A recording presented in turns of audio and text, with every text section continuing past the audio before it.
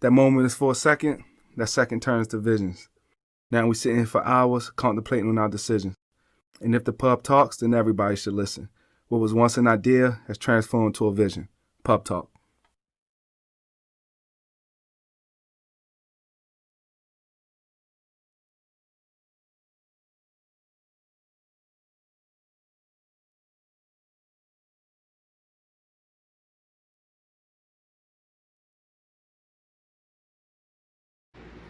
Welcome to Beans Pubcast, man. We got a very exciting show tonight. I'm definitely excited to have the guests that's in the pub, some pub regulars, always pulling up on me, man. Joining the pubcast, I appreciate all my guests. If you haven't listened to season 1, make sure you go check that out. Available on all platforms. We're just gonna keep vibing, man. We're gonna drink. We're gonna have some good conversation. We just gonna, it's gonna be a good time, good fun time. So I have the Montague's in the building tonight. One of my frat brothers, Brandon Montague, is one of my good friends, good uncle to my daughters.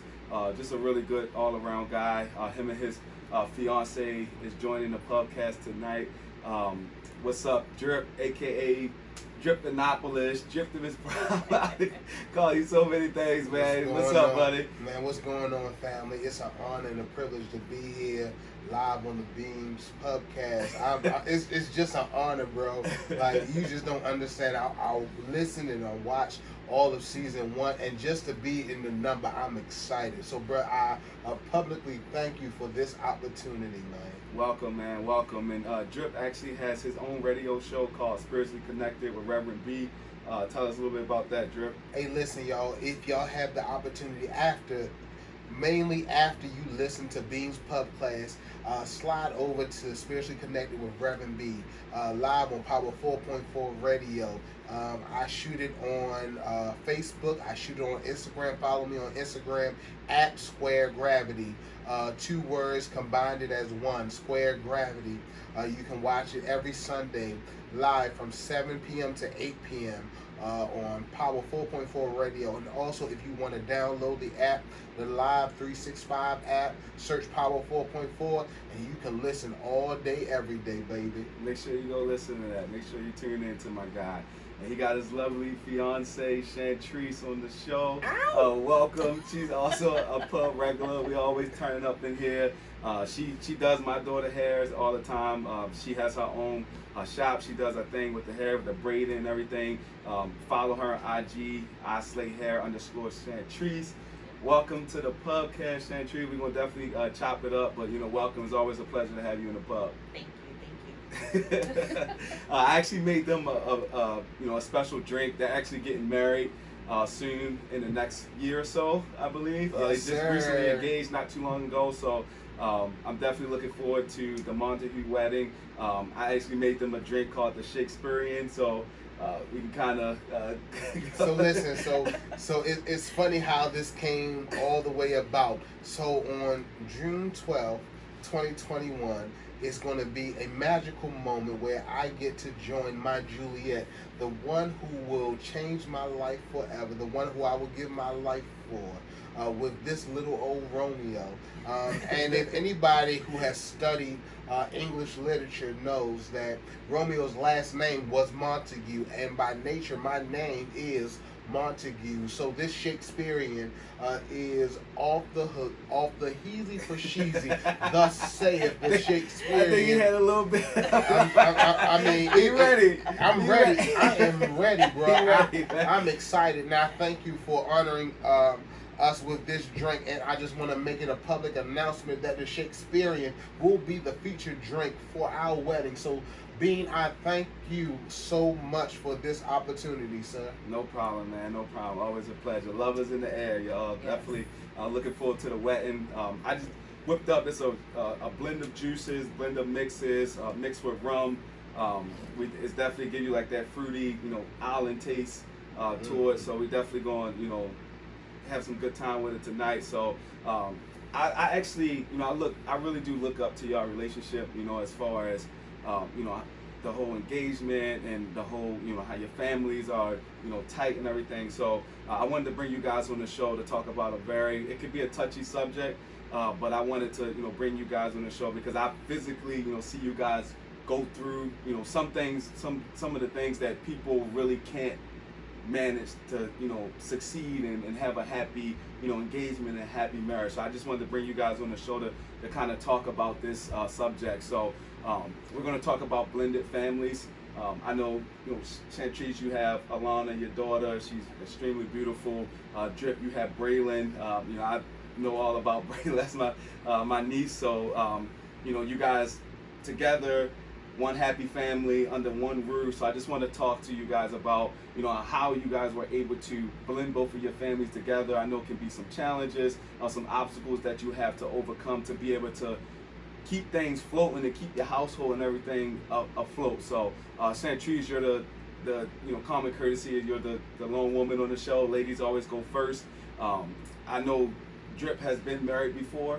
You know, I definitely was, you know, experienced that with him as far as like the whole marriage and divorce and everything. It was a very, you know, challenging and difficult time, and I'm happy that he was able to, you know, find his peace and find you, and, you know, he's about to get married again. So I'm definitely, you know, prayers up to that. So I just wanted to ask you, how does it feel to be with someone that was previously married? I think it's definitely a challenge. For the most part, I think the biggest challenge comes in is trying to not do what the past has done, but also make sure you set the future and basically be held to a higher standard. I think my main concern on a day-to-day basis is to make sure that he's happy, and I am fulfilling my duties not only as his best friend, but as a partner, but also as a stepmom. Gotcha. And Drip, you know, like I said, we talked so many times as far as, you know, when the whole breakup and the divorce and everything. Where are you mentally? You know, you look happy. You know, how are you mentally? You know, knowing you're about to go into your second marriage.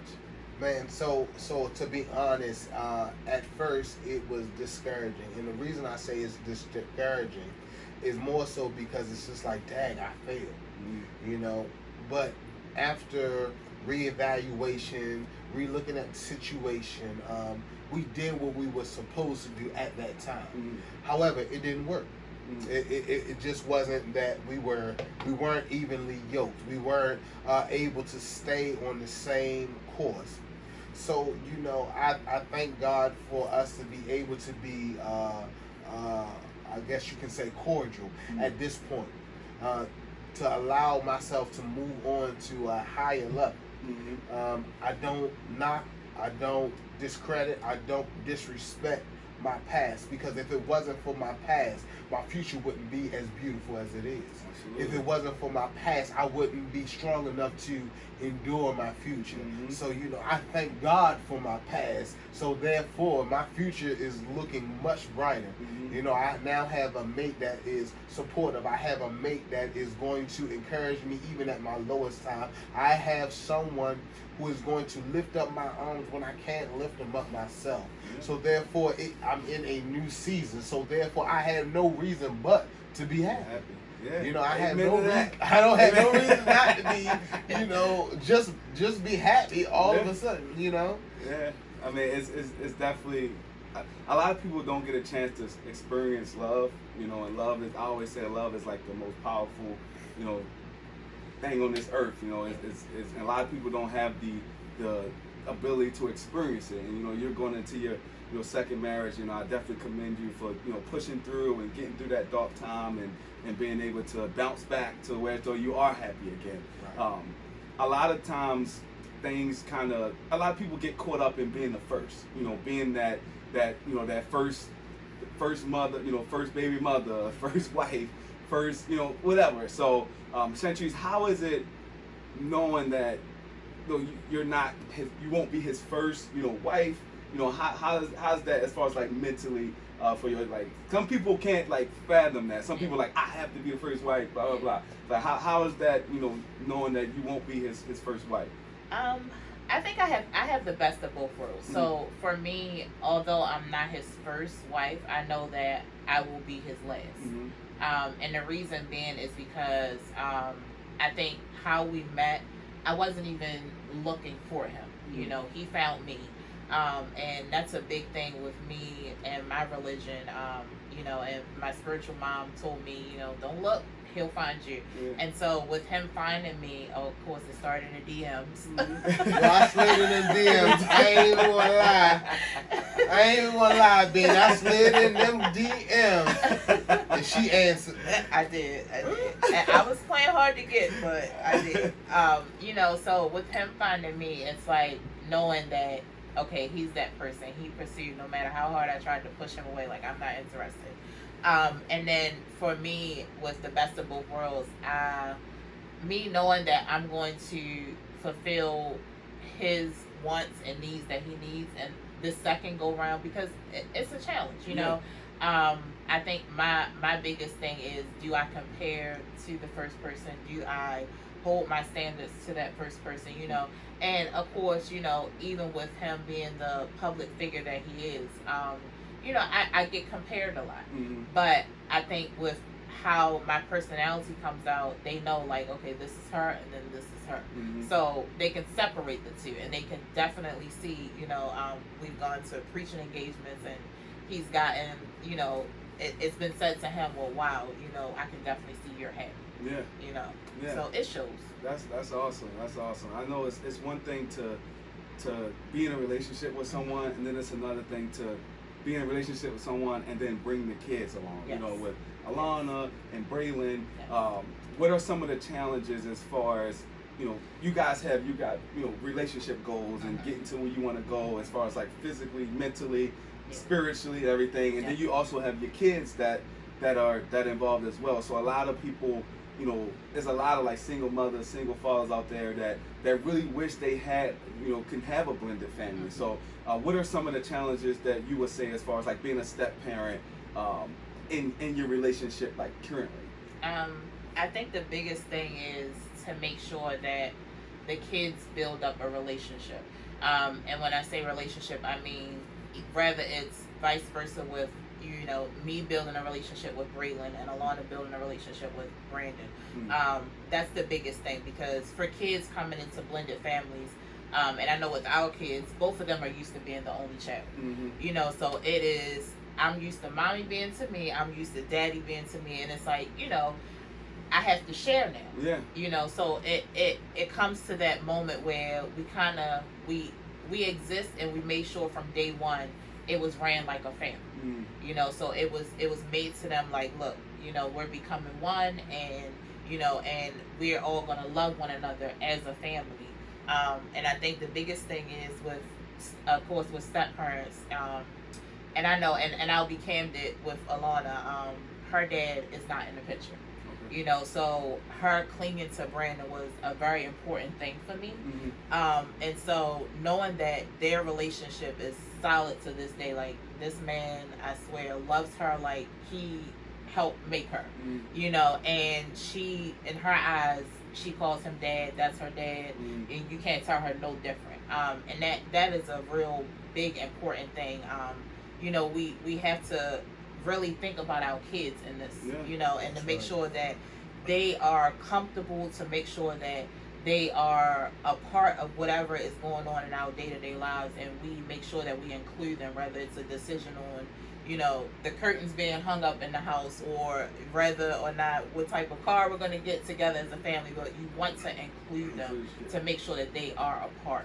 Definitely. So. And I know a lot of conversations that I have with people, you know, people that have kids, people that don't have kids. It's never as far as like being a step parent, it's never the problem with the kid, you know, itself, as far as, oh, I'm about to take on that responsibility of being that parent's mother or parent's father. It's always the outside factor. Well, not the outside factor, but it's always the baby mother. If I'm a step parent, that means I have to deal with that child's biological father or biological mother. So, you know, I know Alana's biological father's not in the picture, so it kind of alleviates that stress, you know, that issue. But Drip, I know it could be a challenge, especially coming off of marriage.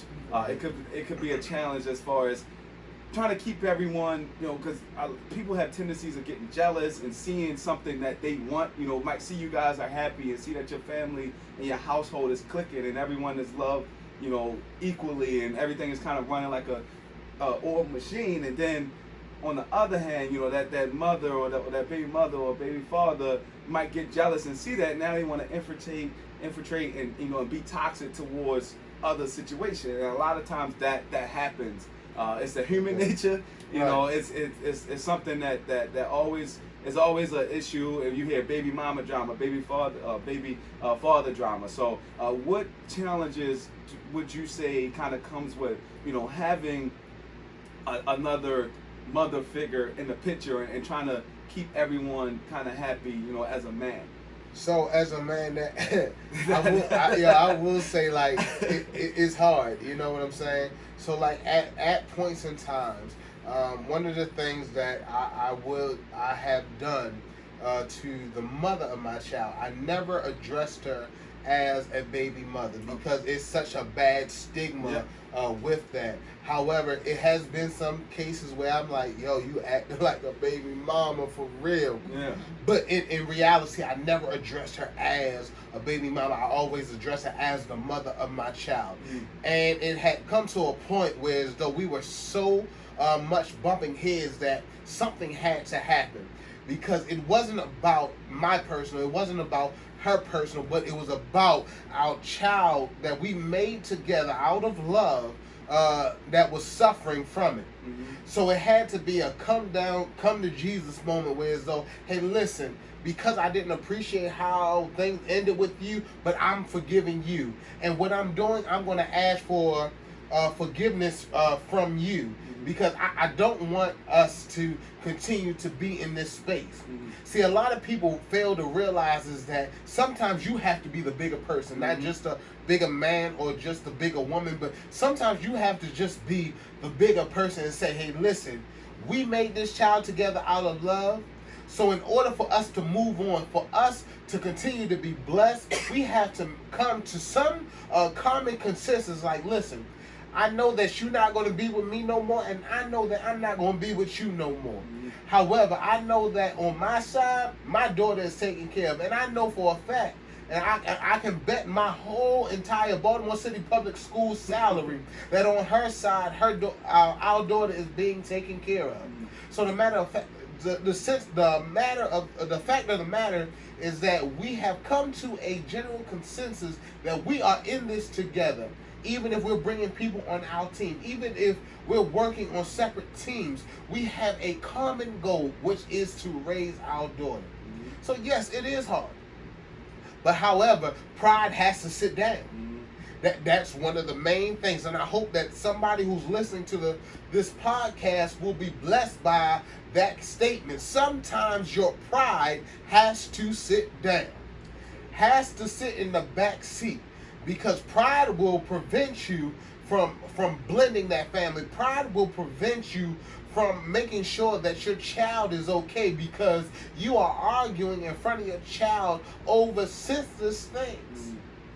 In this season, in this time, we have to make sure that our babies are okay. We are raising babies in a generation that has designed, especially babies of color, to be destroyed. So this is not the time for us to be at odds. This is not the time for us to be bumping heads. This is the time for us, even though we're not together, our baby will still feel as though she's loved. Both parents. That's it. Both parents. That's it. I think that's a lot of people don't put that pride aside, and that's where the situation just become toxic, and next thing you know, the child is suffering. That's right. As far as Shantrice, as far as from a fiance standpoint, how do you deal with the drama that comes with like the biological mother that kind of infiltrate? Because now you're not just you're the woman in his life, but now you have to but now you have to communicate with another woman. So now, how do you deal with that? I think so. For the most part, I will say I let Braylon's mom and dad communicate with one another, which is the terms that we've come to, because I know being the fiance, sometimes they don't want to talk to you. Their whole outlook is, I didn't have a child with you, I didn't lay down with you to make this child. I prefer to talk to the parent, and I get it, but there are some things, that talking to a dad, sometimes you guys won't get because you're not a mother. So, but to keep the confrontation down, I let them handle it. Whatever their conversation is, if it is something that's pertaining to our home, then me and him will discuss it, as a whole, and come up with a solution or whatever works best for our family when it's our time.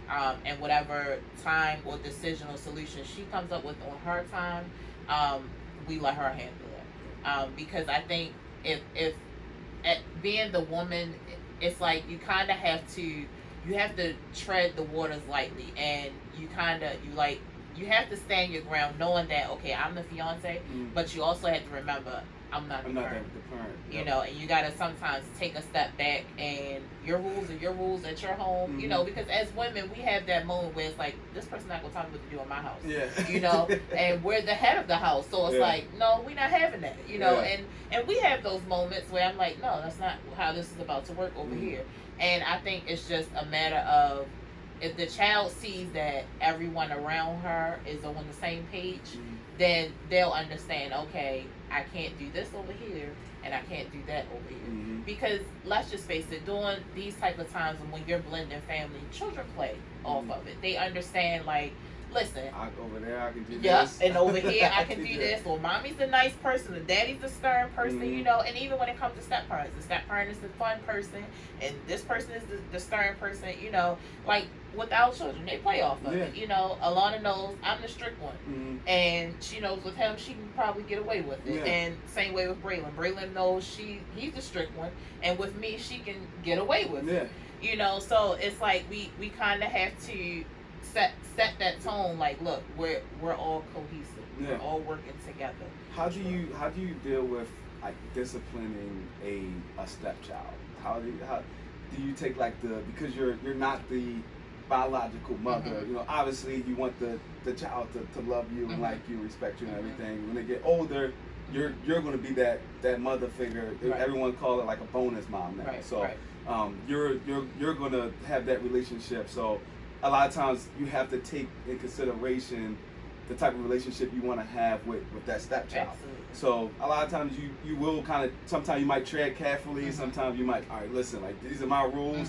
I understand you're my stepchild, but so how do you balance that? Where so you want to be strict because you have your rules, but then you're not the biological parent, so you kind of got to tread a little bit lighter than knowing if you would do with your biological child. So for us, from day one, we established that, with my child, he wouldn't physically put his hands on my child. I won't physically put my hands on his child. Now, as far as discipline, because we are teaching them that we are one family, and I want my child to respect him as a parent, and I would like for his child to respect me as a parent. We do discipline as far as using our words. Now, physically, if it's his child and she's done something, I let him handle it. Like, now if he's not present, I'll wait till he comes to wherever, and then I'll have a conversation with him, like, hey, this is what happened today. Have a conversation with her, or whatever the case may be, and vice versa with my daughter. But I think that holds a big standard, because the worst thing you don't want to happen is for that child to say, you're not my parent. That will tear you up. And it's like, okay, a light bulb has come on, like, really, I'm not your parent, and then you also don't want that confrontation where they've gone back home, like, oh, well, so and so did this to me, and and then you have two parents feuding. So it becomes bigger than what it has to be. And I think if everyone just stands their ground, but I will say this, the biggest thing is communication between all adults. And I feel like if you don't have that communication, it makes things harder, So I think that works for us, I agree. I mean, we gonna kind of, I think that's a challenge that a lot of people deal with, especially as a step parent, and people that have that vision of having a blended family. The fact that you guys are able to do it, is definitely a blessing. So we're gonna kind of switch gears as far as you two, you're going into your second marriage, man. What is some of your expectations that you are expected, as far as this time around, this second go around? What are some of your expectations for this marriage? Well, like for this marriage, like I expect this one to be my last. But I expect this to be one of my best. You know what I'm saying? Like, I look at it from this point. From sitting in the DMs from Shantrice to sitting in her salon chair, getting my locks twisted and getting them styled. To learn about her past, I feel as though I owe her my life. And the reason I say that is because when you know someone's past and know what someone has been through, it's just like, damn. Granted, hey, listen, Pubcast, I know I'm a reverend, but I'm just going to be 100% be real. Like, damn, she went through some shit. You know what I'm saying? And forgive me if you got to edit that out. Producer, please edit it out. But, like, she went through some shit. And it's just like, damn, as a man, to know that stuff that she went through is like, if I caught this nigga in the street, I swear on everything I love, I would shoot him. I wouldn't fight him. I would shoot him. Because he didn't deserve to live based on what he did. But the fact of the matter is, I can't change that. I can't alter that. But what I can do is love her. I can continue to build her. I can continue to make her feel as though that she is the queen of Egypt and the world. I can continue to make her feel as though that she is loved from every angle. I can feel to make her feel as though that when she walks into the room that she's walking on clouds, because our love is heaven. That's my job and my expectation for this marriage. And vice versa. I expect her to make me feel like a king. I expect her to make me feel like I'm loved. Even though when I'm at my lowest point, even when I get bad news, I expect her to say, hey baby, hey listen, we're going to do this. Come on, turn that frown upside down. Come on, shake that shit off. That's what I'm expecting. I'm expecting to be loved like never before. I'm expecting to feel as though I'm a man. See, a lot of times, we expect all these things, but we fail to realize I want to feel like I'm a man. I want to feel like I can provide for my family. Even if she's the breadwinner, even if she's making more money than me, she still allows me to feel like the man. She allows me to feel as though I'm making the decisions in the house because I am. This is a community of property. This is something that we're building together. I'm not building this alone. Even though I'm a king, the one thing I've learned about being a king is that a queen was never behind, but the queen was always beside. So one of the things that you have to realize, especially if you're expecting greatness in a blended family, is that the queen has to sit beside the king. The queen cannot be in front, the queen cannot be behind, but the queen is sitting right beside, because I want you to be able to see everything around me. I want you to be able to see what I see.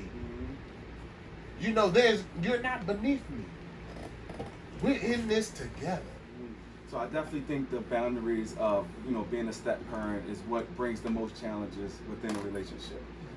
What would you guys say? And you can answer either one. What would you guys say? Because I hear a lot of people that say they would never date someone with a child. What are your takes on that? The fact that you have a daughter, he have a daughter, y'all blended the family. What are your takes on that, Shantrice? Of someone that says they will never date someone that has a child? Okay, so I think this is the famous line from women, and especially nowadays in 2020, because women have this what's been known to happen with men that have kids is the baby mama drama. And most women do not want to deal with it. It is a lot. Like, it's a lot, because and let's just be real, like with our age group, we still have the men that make it bad who still want to go back and dibble and dab with baby mama, and want the best of both worlds, want their cake and eat it too. And then you have the men who, like for instance, this king right here, who's like, who's like, no, I'm done with that chapter. You have my full undivided attention. But because so many women have experienced, I'm still wanting to find a way to be around my baby mother for whatever reason it is, like, and I've even seen the whole, I gotta go over there to Christmas morning and wake up with the kids. Like, no, especially when you get to our status of being engaged, no, he can't go over the baby mama house and stay the night and wake up Christmas morning. Oh, hell no. That is a no. Because you are now building your own family, you're building your own memories, and you want to just have that in your home, and let her do her thing over there. Like, that's crazy. You waking up over there with baby mama and her boyfriend, that's insane. Like, you have got to find that balance of, I'm gonna let her parent from over there and I'm gonna parent from over there, and still manage to be on the same page. And a lot of people can't handle that. Remove that goldfish box. I just want to make sure it's not being picked up by the camera. A lot of people can't handle that. That's why people that don't. I found it that people that don't have kids are usually the ones that say, I won't date someone with a child. And I feel like a lot of people that do have kids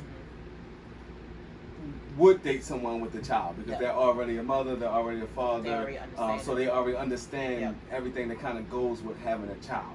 So like the single people that don't have a child, what would you say to people that, people that are single out there that vow to never date someone that has a child? Don't do it. It's like no. I mean, like but if you're gonna do it, you have to be ready for it. It's a transitional stage. Like some may still contain those feelings for their baby mama or their baby daddy. They still may contain those feelings for it. So the thing is, if you're going to do it, you have to give them a reason not to want to be there. And that's just real. You got to give me a reason, or you have to give off a reason to say, hey, listen, I'm going to stay here with you. I'm going to allow baby girl, I'm going to allow baby boy to spend time with baby mama, baby daddy, and do their own thing. But the thing is, you have to give a reason. Don't give them any leeway. Don't give them any excuse to say, listen, I got to wake up with them. This has just been our tradition for such and such years. Nah, that's dead, son. When the divorce decree was signed, when you say, yo, I don't want to be with you no more, that shit was null and void, beloved. You know what I'm saying? Like, that's what it was. And the thing is, if you're moving to a better place, if you're moving to a season of enlightenment, especially in a relationship type of realm, it's no way that you can dibble and dabble into that baby mama drama or dibble dabble in that baby father situation anymore. So the thing is, if you're gonna do it, but you have to be 100% in. That if I have to tell any single person that's about to deal with someone that has a child or children that still has some type of relationship with the baby father or the baby mother, go all in.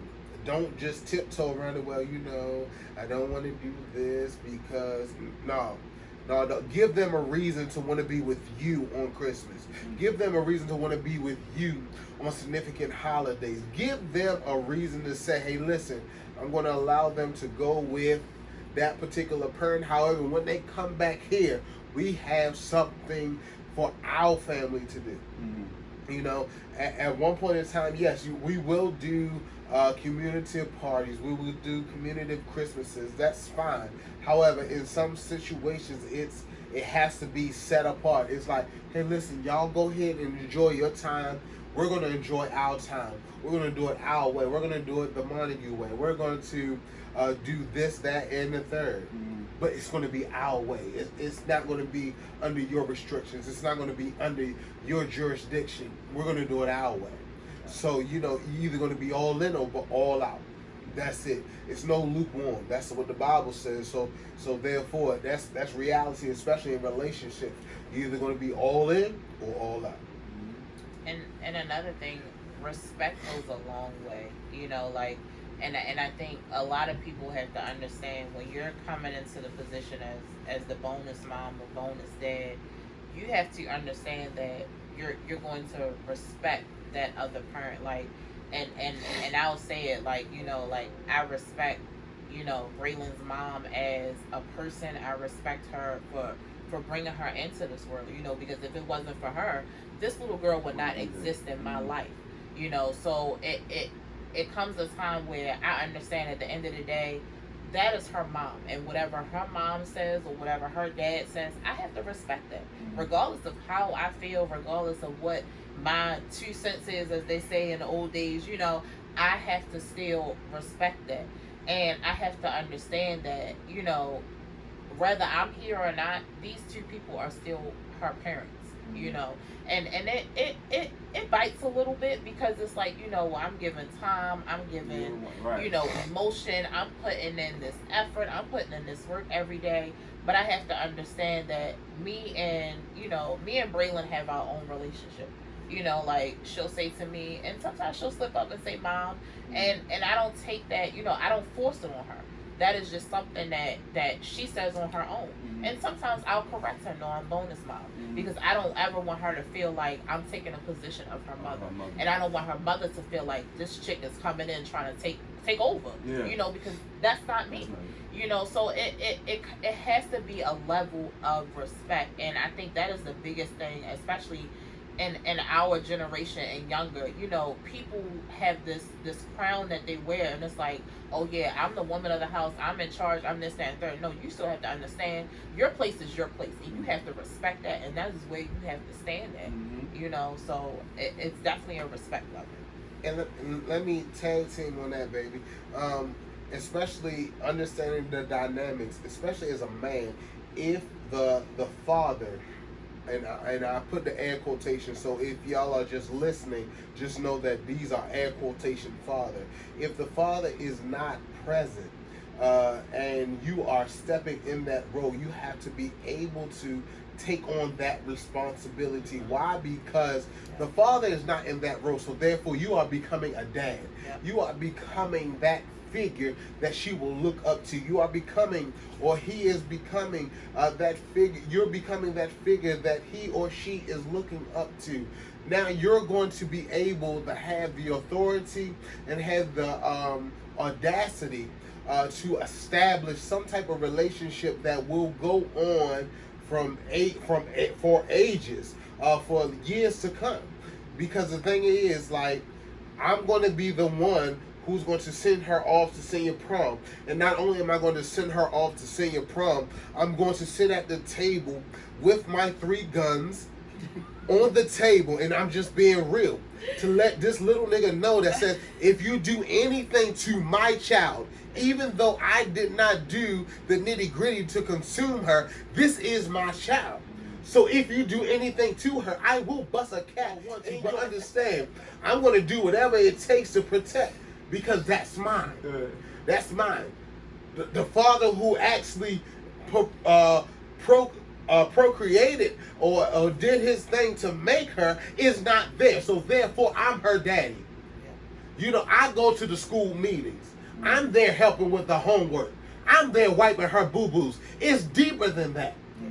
So it's personal. So therefore, if I'm going to be there, it's one of those things where as though I'm going to be all in. She has no feeling. She will, or he will, because I have to speak as the whole. The child would have no feeling that they are left out. Because as well as I'm going to treat my biological, as well as I'm going to discipline my biological, I'm going to discipline her the same way. And of course, as we said in the earlier part of this segment, no, there will not be any physical disciplinary actions due to the fact of that is not biologically mine. However, my words still cut as hard as a leather belt.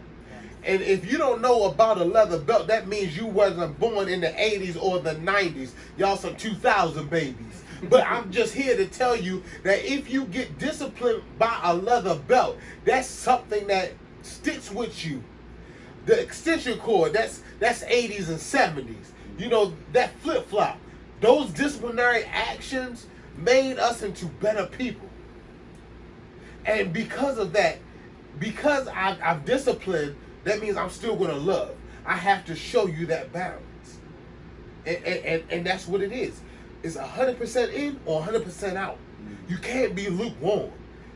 The Bible says you either hot or cold. You can't be lukewarm. And that's in relationships, and that's in parenting. You can't be lukewarm parents. You can't be lukewarm step parents, because that makes you sorry. That's it. That's all. That's facts. That's facts. And I think that's, a lot of people can't do that. You're right. A lot of people can't do that. So people, like, that's why you hear a lot of people that's saying, you know, I won't date someone with a child. You know, I don't want to be a step parent. I don't want to be, you know, that father figure to that person. And yo, that's like being a teacher. Yo, everybody's not called to be a teacher. Yeah. You know what I'm saying? Everybody's not called to be a special education teacher at that. Because it takes love, it takes dedication, it takes hard work, it takes you patience, crying at night because you can't figure out what is going on with my child. Like in this season, especially in this dynamic, you have to dig deeper than you ever did before. Like, I can promise you that no parent that's listening to this podcast right now can deny the fact that they are digging deeper in this season to be the best parent they can. Because I know for a fact, I'm tired of looking at Braylon and Alana every day. I'm tired. They need to take that ass to school.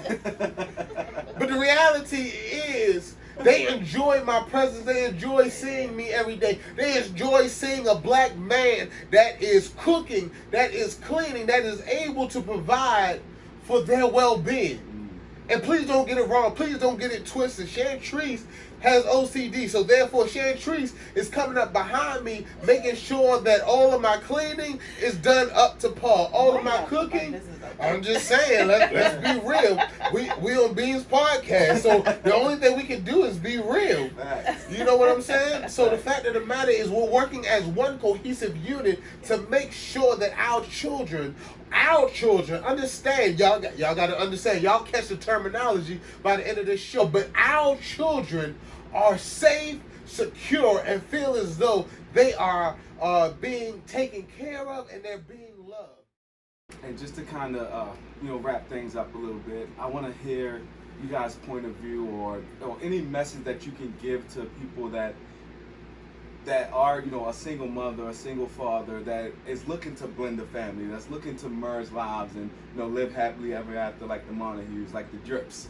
What is some of the what is some advice that you guys will give? And Shantrice, you can go first. Okay. The first thing is, don't be afraid. Go out against that fear that you have. And speaking from personal experience, I was like, I'm done with guys. Y'all cheat, y'all lie, y'all whatever. But I think letting my guard down and understanding that all men are not the same. We tend to put all men in a bubble, and we feel like because this man has done it to us, that they're all going to do it. And, taking it from a person who's been in an abusive relationship, who damn near lost their life to an abusive relationship, like Brandon has become that like knight in shining armor, and I didn't think that any more men exist like him, and praying and just letting God do his magic. And also understanding, like, being a single mom, you don't have to feel like no one's gonna want you. You don't have to feel like you're not going to be wanted. You're not gonna feel like, you don't have to feel like you're not gonna be loved. You're not gonna have to feel like, no one's gonna love your child. It is all in how you present yourself. It is all in how you're willing to put that guard down and let that person in. And sometimes those people are like right underneath your nose, like, with me and him talking, we didn't even know, like, it dated back to ROTC days, like we were at competitions together and I didn't even know he existed back then, like military balls, so it's crazy how God places people in your lives and you don't even know that this person is there for them. Like, who would have thought that it goes down in the DMs. It goes down in the DMs. That's awesome. True love story. Drip, what advice would you give to, I would be specific, single fathers out there that are looking for that blended family? So for single fathers, hey, listen, y'all. First of all, understand that we all have our flaws. At one point in time, we realized that we were in everybody's DM, and let's keep it 100. Let's keep it a bean. Keep it a bean. Keep it a bean, yo. We were in everybody's DMs because one, we were trying to get that satisfaction that somebody still wanted us in all our craziness. Somebody still wanted us when we didn't even feel like we wanted ourselves. So it's okay. The second thing I want you to realize is that love still exists, yo. It's okay to let your guard down. It's okay to let your guard. It's okay to let your guard down. You don't have to be this tough ass nigga all the time. You don't have to be this big bold, yo, I'm gonna do this for myself. I'm gonna take care of myself. You ain't gotta be this Mike Tyson nigga, yo. It's okay to love, yo. It's okay to let your guard down. It's okay to lay in your boo's arms and to cry at night and just say, baby, I appreciate you. It's okay. And, you know, I'm fighting back the tears right now, but it's all good. Emotional. Yeah, it's emotional, and it's okay to be emotional. Not like having a strong woman. Man, what? Being you, like, I know you understand because I'm looking at your producing. I'm looking at the woman who makes you look better, yo. Not saying that you an ugly dude or you a hideous dude, but she sure enough make you look better, yo. But it is something about having somebody in your corner that's going to love you despite of you. Yo, y'all catch that later, yo. But listen to the verbiage, yo. I'm spitting, yo. I swear, this shit is spitting.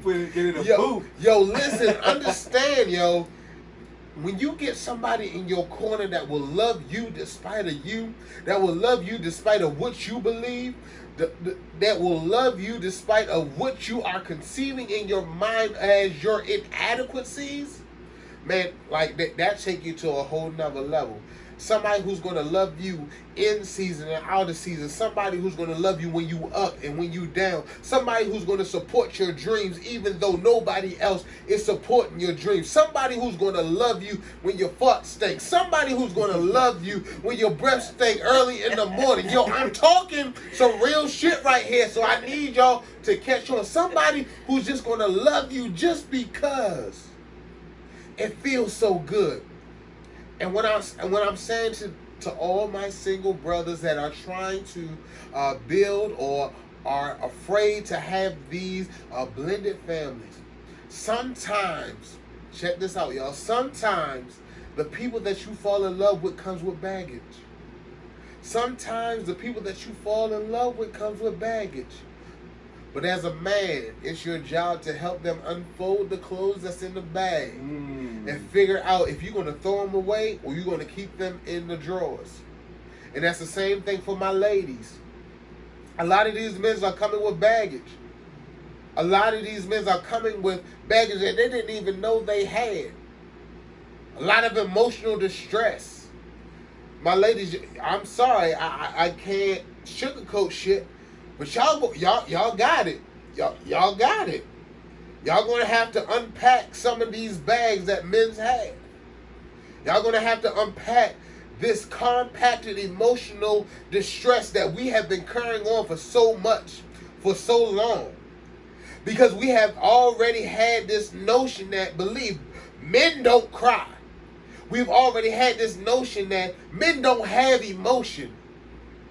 I remember, you know, one of the hardest things being that I realized is something that my grandfather said, and it wasn't the fact that he was being rude, he was being disrespectful, but the thing is, that's the only thing he knew.